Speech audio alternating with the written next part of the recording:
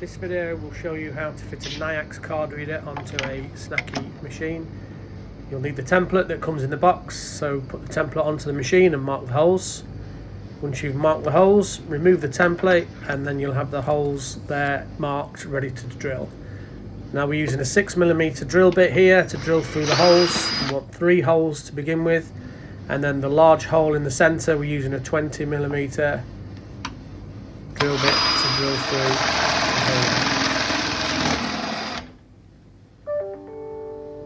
Once you've done that, you go around to the back and you remove the metal panel with some tin snips.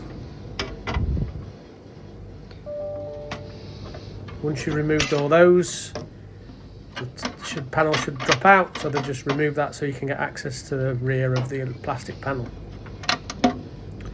Next thing we need to do is then get the cabling, and we need to feed the cable through the large hole.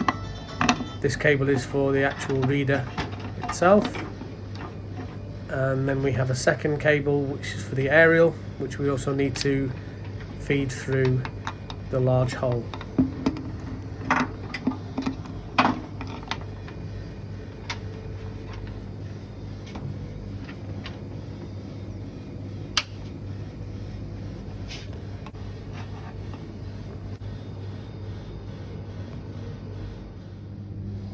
Once you've got those through, take the reader and you unscrew the nuts on the bolts. Once you've got the nuts off, then you can then plug the reader into the wiring that you've put through the large hole.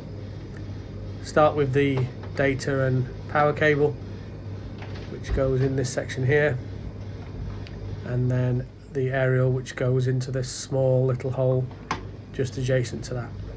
Once you've got the leads in, then you can measure it up to make sure you've drilled the holes correctly, and if you have, the reader should then slot straight through and straight in, not a problem. Once you've done that, you just need to reattach the nuts to the bolts. Okay, so we need to just tidy up the cabling, and now we've done that, so I'm just going to put all the cables out of the way so that it doesn't snag on the door when you shut it. And the other end of the splitter cable I'm going to put through here so it dangles down towards the circuit board. Now the cable goes into J13, which is the N and W connection, which should already have a coin mechanism in it. So swap that cable into the board with the splitter cable, and then the cable for the coin mech goes into the other end of the splitter cable.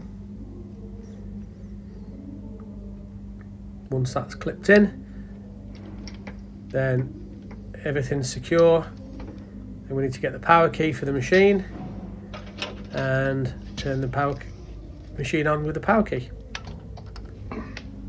Just come around the front, the card reader should then start to boot up. You get the Nayax message on the front, and then once it's booted up and ready, it should just come up with push to start and a little symbol of the card in the world there. And then what we've done here is we've just connected all the cables out the way, made it all nice and tidy so when you shut the machine it won't snag as you shut it.